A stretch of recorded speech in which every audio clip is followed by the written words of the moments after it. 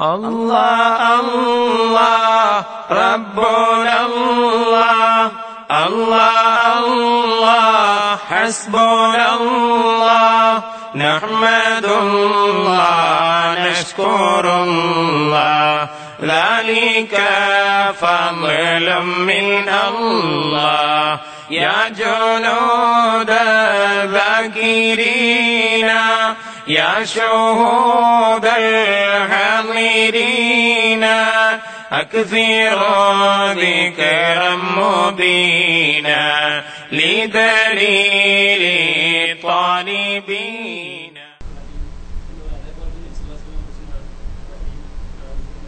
തൗഹീദ് എന്ന് പറഞ്ഞാൽ ദാത്തിലും സിഫാത്തിലും അഫ്ആലിലും ഒരുവനാക്കുക എന്നാണ്. എന്ന് പറഞ്ഞാൽ അള്ളാഹുവിന്റെ ദാത്ത് പോലെ മറ്റൊരു ദാത്തില്ല എന്നതുപോലെ തന്നെ അള്ളാഹുവിന്റെ സിഫാത്ത് പോലത്തെ ഒരു സിഫത്തും പടപ്പുകൾക്കില്ല എന്ന് വിശ്വസിക്കലാണ് തൗഹീദ്. എന്ന് വരുമ്പോ ഒരു സംശയം വരാം. നമ്മക്ക് അതിനൊരു ബേജാറുമില്ല, മൗലവിമാർക്ക് പറയാൻ കഴിയൂല ഒരു കുടുങ്ങിയത്. മൗലവി കുടുങ്ങിയെന്ന് കരുതിയിട്ട് നമ്മക്ക് അതിലൊരു കൊടുക്കൂല. പണ്ട് കൊട്ടപ്പുറത്തുനിന്ന് തൗഹീദിന്റെ നിർവചനം പറയും മൗലവി, നിർവചനം പറയും മൗലവി, നിർവചനം പറയും മൗലവി കുറെ പ്രാവശ്യം ആവർത്തിച്ച് പറഞ്ഞ് സ്വൈരം കെട്ടപ്പോ ഇയാള് പറഞ്ഞ് ദാത്തിലും സിഫാത്തിലും അഫ്ആലിലും ഒരുവനാകുക. അപ്പറഞ്ഞാട് ഉടനെ ചോദിച്ച ഉപചോദ്യം വന്നതാണ്. എന്നാൽ അള്ളാഹു റഊഫുൻ റഹീമുമാണല്ലോ, നബി സല്ലല്ലാഹു അലൈഹി വസല്ലം തങ്ങളെ പറ്റിയിട്ട് ബിൽ മുഅ്മിനീന റഊഫുർ റഹീം എന്ന് അള്ളാഹു തആല പറഞ്ഞിട്ടുണ്ടല്ലോ. അപ്പൊ ശിർക്കാവൂലേ? അപ്പൊ ആദ്യം തന്നെ ഈ സിഫാത്തിൽ ഒരുവനായിരിക്കുക എന്ന് പറഞ്ഞാൽ എന്താണെന്ന് ഇയാൾ മനസ്സിലാക്കിയാണെങ്കിൽ അയാൾക്ക് അവിടെ ഒരു പരിങ്ങേണ്ട ആവശ്യമില്ല. എന്നിട്ട് അവിടെ പരിങ്ങാൻ കാരണം എന്താണ്? ഇപ്പൊ അറിഞ്ഞതിന്റെ അർത്ഥം എന്താണെന്ന് സാധുവിനെ തന്നെ തിരിഞ്ഞിട്ടില്ല. ദാത്തിലും സിഫാത്തിലും അഫ്ആലിലും ഒരുവനാകുക എന്ന് പറഞ്ഞത് കൊണ്ട് ഉദ്ദേശം എന്താണെന്നുള്ള പറഞ്ഞ ഓലോചിക്കാൻ തിരിഞ്ഞിട്ടില്ല. അതുകൊണ്ട് റഊഫുർ, ഞാനൊരു റഊഫുർ റഹീം മാത്രമൊന്നുമല്ല, എത്ര സിഫത്ത് അള്ളാഹുക്കുള്ള സിഫത്ത് പറഞ്ഞാണ്. അള്ളാഹു തആല ഹിദായത്താക്കുന്നവനാണെന്ന് പറഞ്ഞിട്ടില്ലേ അല്ലേ? ഇന്നല്ലാഹ യഹ്ദി വലാകിന്നല്ലാഹ യഹ്ദി മയ്യശാഉ ഇലാ സിറാത്തി മുസ്തഖീം. സിറാത്ത് മുസ്തഖീമിലേക്ക് അള്ളാഹു ഉദ്ദേശിച്ചവരെ അവൻ മാത്രമാണ് ഹിദായത്താക്കുന്നത്. അപ്പൊ ഹിദായത്താക്കുക എന്ന് പറയുന്നത് അള്ളാഹിന്റെ മാത്രം സിഫത്ത. നബി സല്ലല്ലാഹു അലൈഹി വസല്ലം തങ്ങളെ സംബന്ധിച്ച് അള്ളാഹു തആല എന്ത് പറഞ്ഞിട്ടുണ്ട്? വഇന്നക ലതഹ്ദീ ഇലാ സിറാത്തി മുസ്തഖീം. അതേ ശൈലി തന്നെ വഇന്നക ലതഹ്ദീ ഇലാ സിറാത്തി മുസ്തഖീം. തീർച്ചയായിട്ടും നബിയെ തങ്ങൾ മുസ്തഖീമായ തരീഖിലേക്ക് ഹിദായത്താക്കും.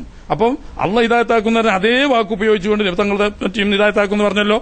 അപ്പൊ ഹിദായത്ത് അള്ളാഹ് ആക്കുന്നുണ്ട്, നബിയും ആക്കുന്നുണ്ട്. അതുകൊണ്ടൊന്നും അവിടെ വേജാർ. ഞാൻ അതുകൊണ്ട് മാത്രമാണ് അള്ളാഹു തആല പറയുന്നത് യഹബു ലിമൻ യശാഉ ഇനാസൻ വയഹബു ലിമൻ യശാഉ ദുകൂർ ഔ യുസവ്വിജുഹും ദുക്റാന വഉനാസ വയജഅലു മൻ യശാഉ അഖീമാ. അള്ളാഹു പറയാണ് യഹബു ലിമൻ യശാഉ ഇനാസ. അള്ളാഹു ഉദ്ദേശിച്ച ചിലർക്ക് അവൻ പെമ്മക്കളെ ഹിബത്ത് കൊടുക്കും. വയഹബു ലിമൻ യശാഉ ദുകൂർ, അവൻ ഉദ്ദേശിച്ച ചില ആളുകൾക്ക് ആൺകുട്ടികളെ മാത്രം ഹിബത്ത് കൊടുക്കും. ചിലവർക്ക് അള്ളാഹു തആല യുസവ്വിജുഹും ദുക്റാന വഇനാസ, ആണും പെണ്ണുമായിട്ട് അള്ളാഹു തആല ഹിബത്ത് കൊടുക്കും. അപ്പൊ അള്ളാഹു തആല ഹിബത്ത് കൊടുക്കുക, മക്കളെ ഹിബത്ത് കൊടുക്കുക എന്ന് പറഞ്ഞാൽ അള്ളാഹിന്റെ മാത്രം ഗുണ. മറിയം ബീവിന്റെ അടുത്ത് വന്നുകൊണ്ട് ജിബ്രീൽ അലൈഹിസ്സലാം പറയാണ് ഇന്നമാ അന റസൂലു റബ്ബിക്കി ലി അഹബ ലക്കി ഗുലാമൻ സക്കിയാ.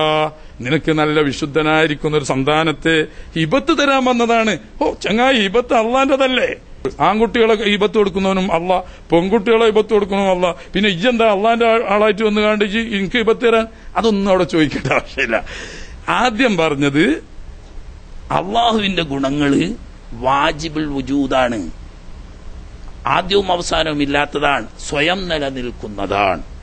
അതേ സമയത്ത് നബി സല്ലല്ലാഹു അലൈഹി വസല്ലം തങ്ങൾ റഊഫാണ്, റഹീമാണ്, ഹാദിയാണ് എന്ന് പറഞ്ഞത്, ജിബ്രീൽ അലൈഹിസ്സലാം ഹിബത്ത് കൊടുക്കും എന്ന് പറഞ്ഞത് സ്വയം ഉള്ളതല്ല, അള്ളാഹു കൊടുത്ത കഴിവിൽ നിന്നും അള്ളാഹുവിന്റെ അനുമതി പ്രകാരം ചെയ്യാണ്. അപ്പൊ ഒന്ന് ഖദീമാണ്, സ്വയം നിലനിൽക്കുന്നതാണ്.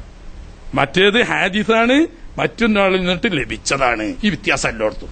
ഇവിടെ വ്യത്യാസം അള്ളാഹുവിന്റെ സിഫത്ത് പോലത്തെ സിഫത്ത് എന്ന് പറഞ്ഞാൽ ഖദീമും ബാക്കിയുമായതും വാജിബുൽ വുജൂദായതുമായതായിരിക്കണം. അത് പടപ്പക്കാർക്കില്ല. ഖലാസ് പേരിലല്ല കാര്യം, കാര്യത്തിലാ. പേരിലല്ല കാര്യം.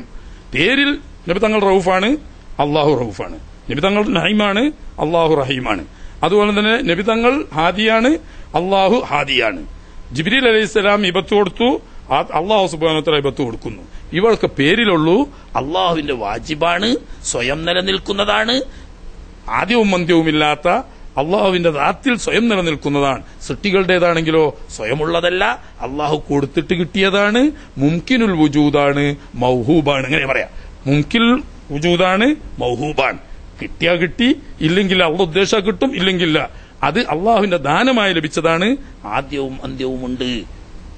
പേരിലല്ല കാര്യം, അർത്ഥത്തിലാണ് കാര്യം. അള്ളാഹുവിന്റെ ഗുണത്തിന് സമാനമായ ഗുണം പടപ്പുകളിൽ ആർക്കും തന്നെ ഇല്ല. അത് ഏത് സിഫത്ത് എടുത്ത് നോക്കിയാൽ ഇനിയും അതുപോലെ സമാനമായ ഒരുപാട് സിഫത്തുകളുണ്ട്.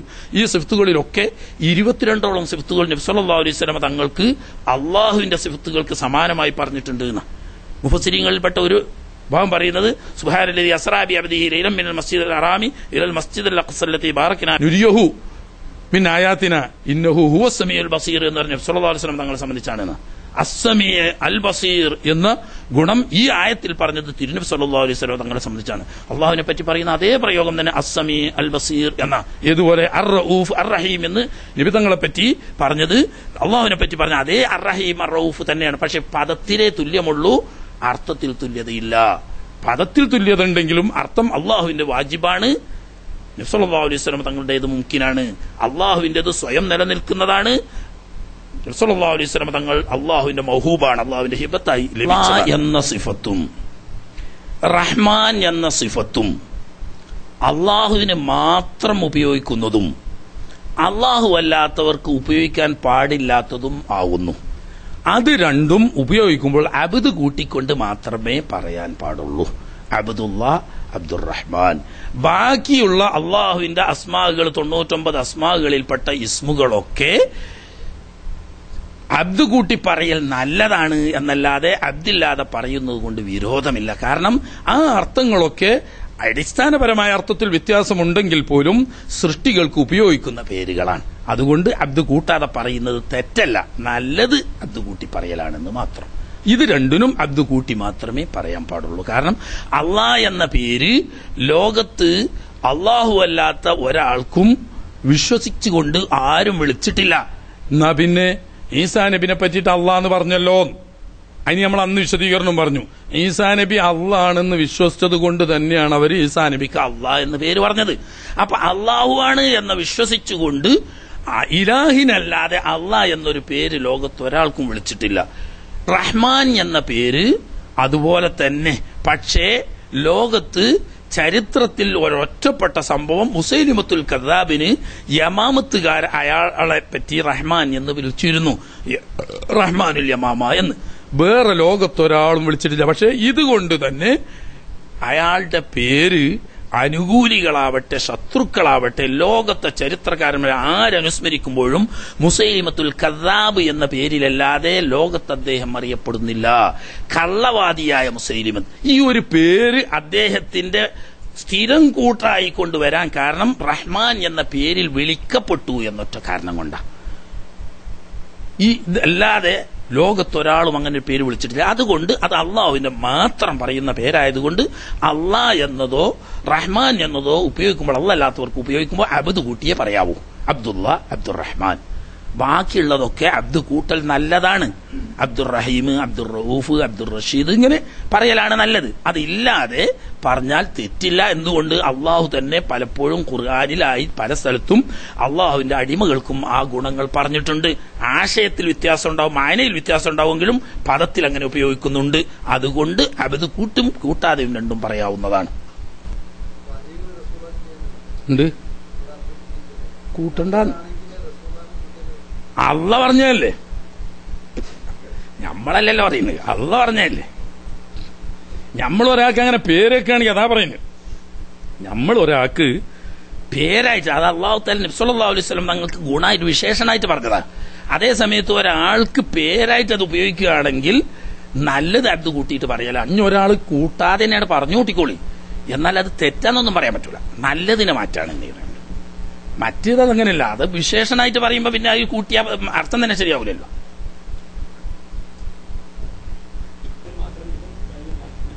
ഒരു അറിവ് കുറവുണ്ട് എന്ന് മനസ്സിലായി. ഓൻ കാഫറാണ് മുശ്രിക്കാണെന്നൊന്നും പറയില്ല.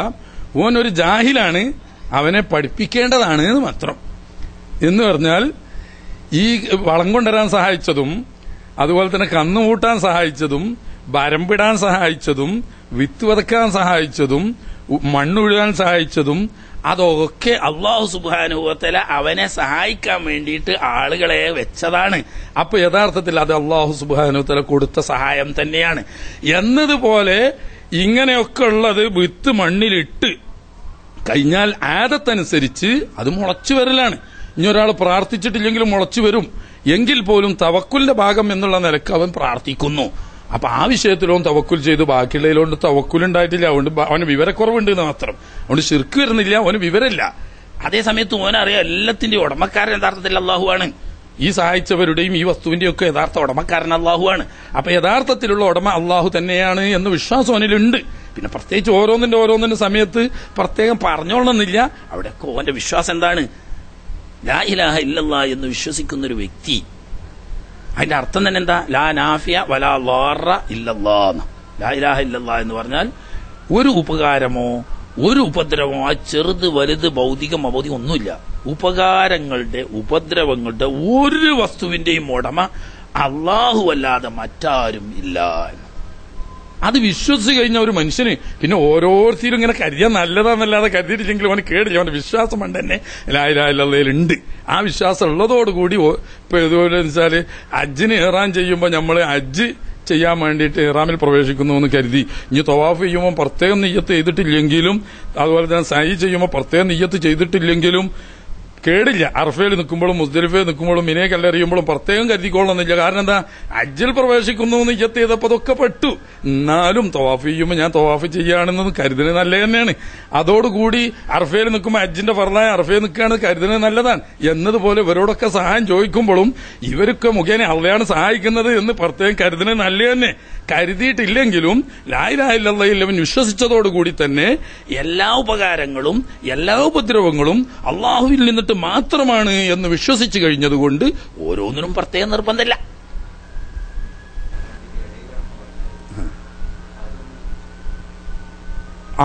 അള്ളാഹുവിന്റെ സിഫാത്തുകളെ സംബന്ധിച്ച് ദാത്ത് അല്ല, ദാത്തിനേക്കാൾ കൂടുതലുള്ളതും ദാത്തിൽ നിലകൊള്ളുന്നതുമായ ഗുണങ്ങളാണ്. എന്നാൽ ദാത്തിൽ നിന്നിട്ട് വേർപെട്ട് സ്വതന്ത്രമായി നിലനിൽക്കുന്നതല്ല. ഇങ്ങനെയാണ് അഹ്ലുസുന്നത്ത് വൽ ജമാഅത്തിന്റെ വിശ്വാസം. എന്ന് പറഞ്ഞാൽ ഇന്ന് കൂടുതൽ വിശദീകരിക്കേണ്ട ആവശ്യമില്ലാത്തതിന്റെ കാരണം, പഴയ കാലത്ത് മുഅ്തസില എന്ന് പറഞ്ഞിട്ട് വലിയൊരു മുബ്തദിഅ സംഘം ഉണ്ടായിരുന്നു. അവരുടെ ഏറ്റവും വലിയ വിശ്വാസമായിരുന്നു അള്ളാഹുവിന് ദാത്ത് മാത്രമേ ഉള്ളൂ, സിഫാത്തുകളില്ല. അള്ളാഹുവിന് സിഫാത്ത് എന്നൊന്നും ഇല്ല തന്നെ. സിഫത്ത് ഉണ്ട് എന്ന് വിശ്വസിച്ചാൽ ഷിർക്ക് വരും. ഖദീമായ സിഫത്ത്, അള്ളാഹു ഖദീമായതുപോലെ ഖദീമായ സിഫത്ത്, അള്ളാഹു വാജിബായതുപോലെ വാജിബായ സിഫത്ത് അള്ളാഹുണ്ടെന്ന് വിശ്വസിച്ചാൽ ഒന്നിലധികം അള്ളാഹു ഉണ്ട് എന്ന് വിശ്വസിക്കുന്നതിന് തുല്യമാണ്. അത് ഷിർക്ക് വരും. എന്നതുകൊണ്ട് അള്ളാഹുവിന്റെ ദാത്ത് മാത്രമേ ഉള്ളൂ, സിഫാത്ത് എന്നൊന്നില്ല എന്നൊരു വിശ്വാസം ഉണ്ടായിരുന്നു മുഅ്തസിലകൾക്ക്. ആ വിശ്വാസത്തിന്റെ ഭാഗമാണ് ഖുർആൻ അള്ളാഹുവിന്റെ കലാം അല്ല, അള്ളാഹുവിന്റെ സൃഷ്ടിയാണ് എന്ന് പറഞ്ഞത്. അതിന്റെ ഒരു ഭാഗം മാത്രമാണത്. അള്ളാഹു തആല എല്ലാത്തിനും കഴിവുണ്ട്, പക്ഷേ കഴിവ് എന്നൊരു ഗുണം അള്ളാഹുവിനില്ല. അള്ളാഹു എല്ലാം അറിയുന്നവനാണ്, പക്ഷേ അറിവ് എന്നൊരു ഗുണം അള്ളാഹുവിനില്ല. അള്ളാഹു എല്ലാം കേൾക്കുന്നവനാണ്, പക്ഷെ കേൾവി എന്നൊരു ഗുണം അള്ളാഹുവിനില്ല. അള്ളാഹു എല്ലാം കാണുന്നവനാണ്, പക്ഷെ കാഴ്ച എന്നൊരു ഗുണം അള്ളാഹുവിനില്ല. അള്ളാഹു എന്നെന്നും നിലനിൽക്കുന്നവനാണ്, പക്ഷെ ജീവൻ എന്നൊരു ഗുണം അള്ളാഹുവിനില്ല.